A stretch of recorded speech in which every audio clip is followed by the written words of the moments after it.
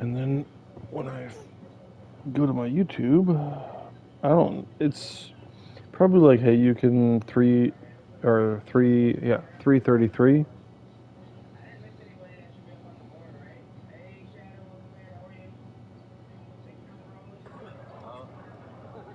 Okay. Yeah, it's a you can rise 333, but I will go live, dismiss, share, copy link. Where do you want it? Do you want it to PlayStation app? Yeah, probably. And you are one mind.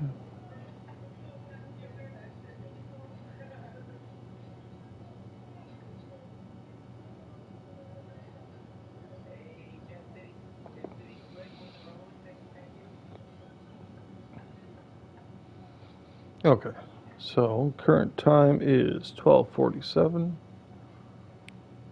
Oop.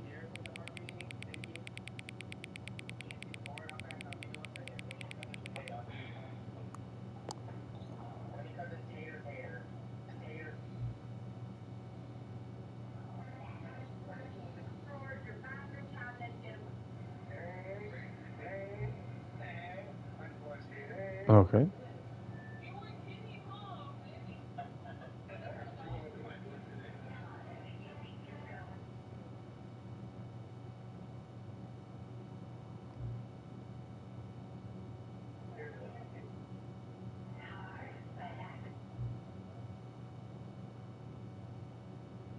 You did what?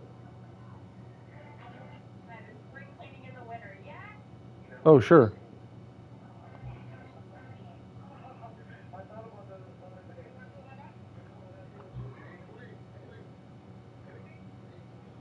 What did you think?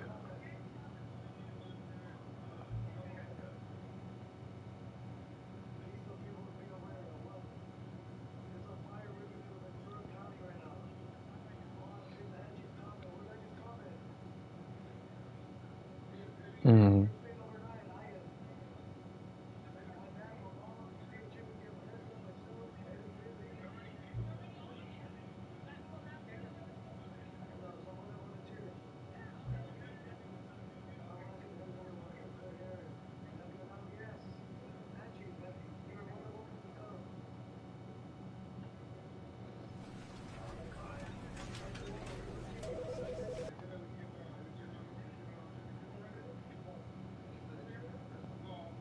This is the story of a man named Stanley.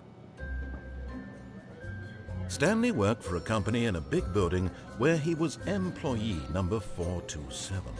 Employee number 427's job was simple. Completely different experience when you play on one of those populated servers, which I hope that's where we're going to get, but it'll just come with time. Telling him what buttons to push. Alright, so I've already done that intro. Yeah, I've already done that intro once. This game is so confusing. So you start here at your desk. They're gonna just go through a spiel, like you come to work day after day, and all you do is sit at your desk and press buttons, and you take your you get instructions from the screen telling you what button to press, how long to press it. So, anyways, well, right now there's no prompt on my screen, so I'm just sitting here like not knowing what to do. Because normally I'd have a task to do, but I don't. So I see that this button's red. I'm gonna see what I can do with it. Nothing. That doesn't do anything.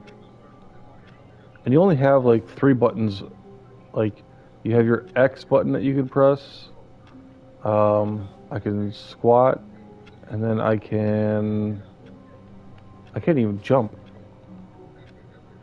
Yeah, so it's only 2 buttons. And then you have your controls for left, right, and looking around. Well, let's see. All of his co-workers were gone. What could it mean? Stanley decided to go to the meeting room. Perhaps he had simply missed a memo. Yes, but it changes every time, and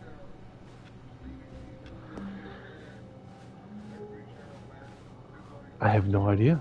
They say that this When game Stanley is came like to a set of two a open 9 or a doors, he 10 out entered of the 10. door on his left. So I want to give it a chance. Yes, from what I understand. Well, somebody created it, but it gets to a point where Yet there the was AI not a takes single over. person here either.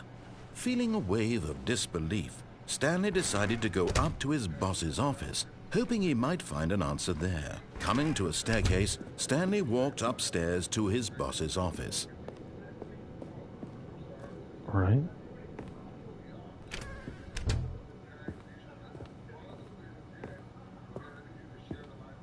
Stepping into his manager's office, Stanley was once again stunned to discover not an indication of any human life. Shocked, unraveled, Stanley wondered in disbelief who orchestrated this. What dark secret was being held from him? What he could not have known was that the keypad behind the boss's desk guarded the terrible truth that his boss had been keeping from him. And so the boss had assigned it an extra secret PIN number, 2845. But of course, Stanley couldn't possibly have known this. Yet incredibly, by simply pushing random buttons on the keypad, Stanley happened to input the correct code by sheer luck. Amazing. He stepped into the newly opened passageway.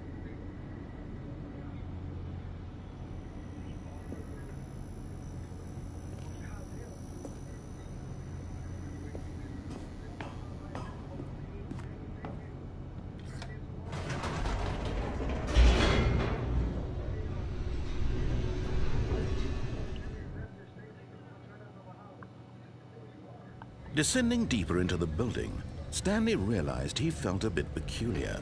It was a stirring of emotion in his chest, as though he felt more free to think for himself, to question the nature of his job. Why did he feel this now, when for years it had never occurred to him?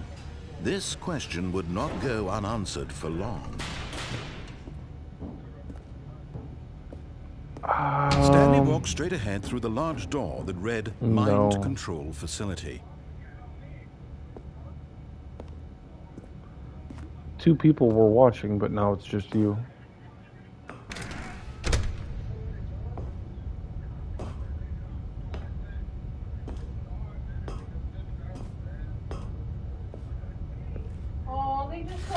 The lights rose on an enormous room packed with television screens.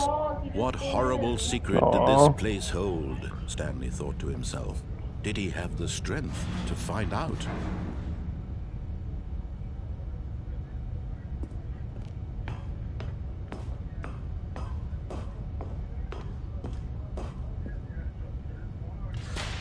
Now the monitors jumped to life, their true nature revealed. Each bore the number of an employee in the building, Stanley's co-workers. The lives of so many individuals reduced to images on a screen, and Stanley, one of them, eternally monitored in this place where freedom meant nothing.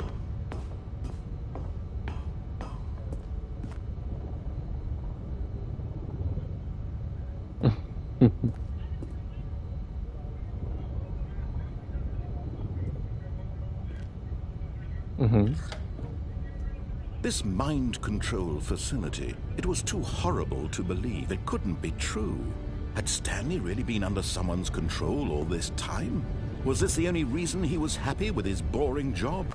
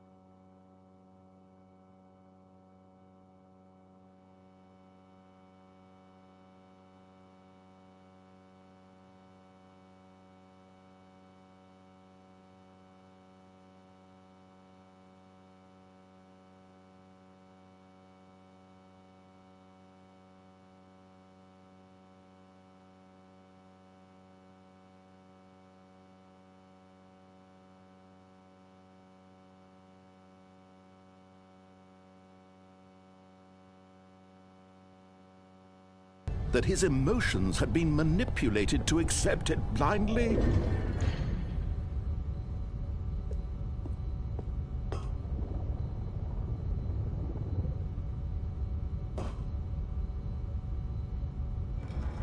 No, he refused to believe it. He couldn't accept it. His own life in someone else's control? Never! It was unthinkable, wasn't it? Was it even possible? Had he truly spent his entire life utterly blind to the world? But here was the proof. The heart of the operation. Controls labeled with emotions. Happy or sad or content. Walking, eating, working. All of it monitored and commanded from this very place. And as the cold reality of his past began to sink in, Stanley decided that this machinery would never again exert its terrible power over another human life. For he... Oh, Stanley, you didn't just activate the controls, did you? After they kept you enslaved all these years, you go and you try to take control of the machine for yourself. Is that what you wanted? Control? Oh, Stanley, I applaud your effort, I really do. But you need to understand, there's only so much that machine can do. You were supposed to let it go, turn the controls off, and leave. If you want to throw my story off track, you're going to have to do much better than that. I'm afraid you don't have nearly the power you think you do. For example, and I believe you'll find this pertinent, Stanley suddenly realized he had just initiated the network's emergency detonation system. In the event that this machine is activated without proper DNA identification, nuclear detonators are said to explode, eliminating the entire complex. How long until detonation then? Let's say, 2 minutes. Ah, now this is making things a little more fun, isn't it, Stanley? It's your time to shine. You are the star. It's your story now. Shape it to your heart's desires. Oh, this is much better than what I had in mind. What a shame we have so little time left to enjoy it. Mere moments until the bomb goes off. But what precious moments each one of them is.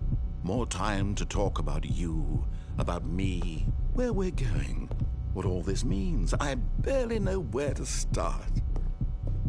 What's that? You'd like to know where your co-workers are? A moment of solace before you're obliterated?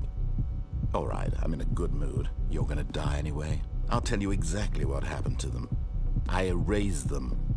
I turned off the machine. I set you free.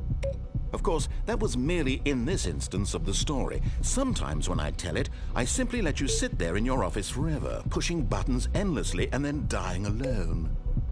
Other times, I let the office sink into the ground, swallowing everyone inside, or I let it burn to a crisp. I have to say this, though, this version of events has been rather amusing. Watching you try to make sense of everything and take back the control wrested away from you, it's quite rich. I almost hate to see it go. But I'm sure whatever I come up with on the next go-around will be even better. My goodness, only 34 seconds left. But I'm enjoying this so much. You know what? To hell with it. I'm going to put some extra time on the clock. Why not? These are precious additional seconds, Stanley. Time doesn't grow on trees. Oh dear me, what's the matter, Stanley? Is it that you have no idea where you're going or what you're supposed to be doing right now? Or did you just assume when you saw that timer that something in this room was capable of turning it off? I mean, look at you. Running from button to button, screen to screen, clicking on every little thing in this room. These numbered buttons, no, these colored ones, or maybe this big red button, or this door. Everything, anything, something here will save me. Why would you think that, Stanley? That this video game can be beaten? Won? Solved? Do you have any idea what your purpose in this place is? Stanley, you're in for quite a disappointment. But here's a spoiler for you. That timer isn't a catalyst to keep the action moving along. It's just seconds ticking away to your death. You're only still playing instead of watching a cutscene because I want to watch you for every moment that you're powerless. To see you made humble. This is not a challenge. It's a tragedy. You wanted to control this world, that's fine. but I'm going to destroy it first, so you can't. Take a look at the clock, Stanley. That's 30 seconds you have left to struggle. 30 seconds until a big boom and then nothing. No ending here, just you being blown to pieces. Will you cling desperately to your frail life, or will you let it go peacefully? Another choice. Make it count, or don't. It's all the same to me, all a part of the joke. And believe me, I will be laughing at every second of your inevitable life from the moment we fade in until the moment I say, happily ever after.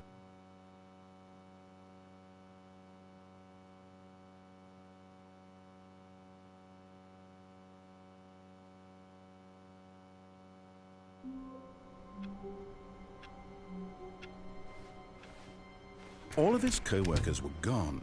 What could it mean? Stanley decided to go to the meeting room. Perhaps he had simply missed a memo.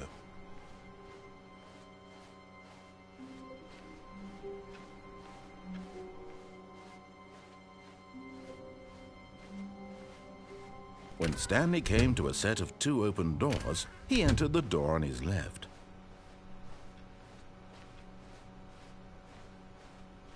Yet there was not a single person here either. Feeling a wave of disbelief, Stanley decided to go up to his boss's office, hoping he might. Stanley stepped into the broom closet, but there was nothing here, so he turned around and got back on track.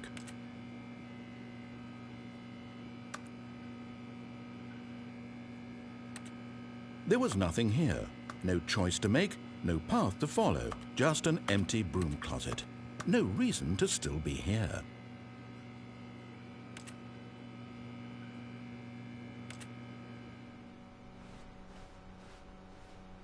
Coming to a staircase, Stanley walked upstairs to his boss's office.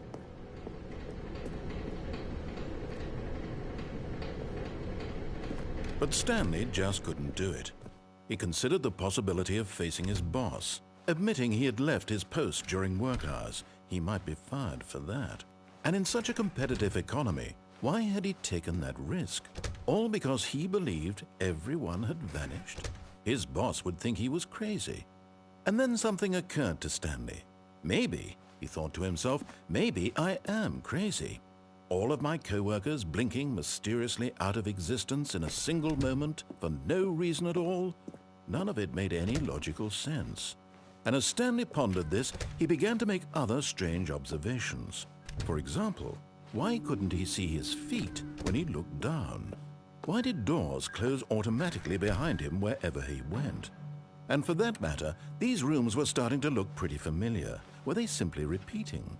No, Stanley said to himself, this is all too strange. This can't be real. And at last, he came to the conclusion that had been on the tip of his tongue. He just hadn't found the words for it. I'm dreaming, he yelled. This is all a dream. Oh, what a relief Stanley felt to have finally found an answer, an explanation. His co-workers weren't actually gone. He wasn't going to lose his job. He wasn't crazy after all. And he thought to himself, I suppose I'll wake up soon. I'll have to go back to my boring real-life job pushing buttons. I may as well enjoy this while I'm still lucid. So, he imagined himself flying and began to gently float above the ground. Then he imagined himself soaring through space on a magical starfield, and it too appeared. It was so much fun, and Stanley marveled that he had still not woken up. How was he remaining so lucid? And then perhaps the strangest question of them all entered Stanley's head. One he was amazed he hadn't asked himself sooner. Why is there a voice in my head dictating everything that I'm doing and thinking? Now the voice was describing itself being considered by Stanley, who found it particularly strange. I'm dreaming about a voice describing me, thinking about how it's describing my thoughts, he thought. And while he thought it all very odd and wondered if this voice spoke to all people in their dreams, the truth was that, of course, this was not a dream. How could it be? Was Stanley simply deceiving himself, believing that if he's asleep, he doesn't have to take responsibility for himself? Stanley is as awake right now as he's ever been in his life. Now, hearing the voice speak these words was quite a shock to Stanley. After all, He knew for certain, beyond a doubt, that this was in fact a dream. Did the voice not see him float and make the magical stars just a moment ago? How else would the voice explain all that? This voice was a part of himself too. Surely, if he could just... He would prove it. He would prove that he was in control, that this was a dream. So he closed his eyes gently, and he invited himself to wake up. He felt the cool weight of the blanket on his skin, the press of the mattress on his back, the fresh air of a world outside this one. Let me wake up, he thought to himself. I'm through with this dream. I wish it to be over. Let me go back to my job. Let me continue pushing the buttons. Please, it's all I want. I want my apartment, and my wife, and my job. All I want is my life exactly the way it's always been. My life is normal. I am normal. Everything will be fine. I am okay.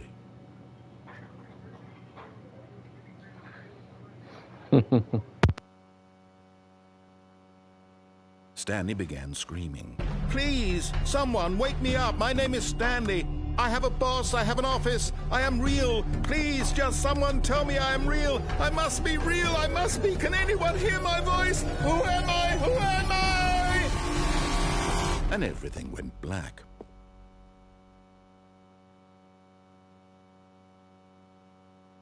This is the story of a woman named Mariella.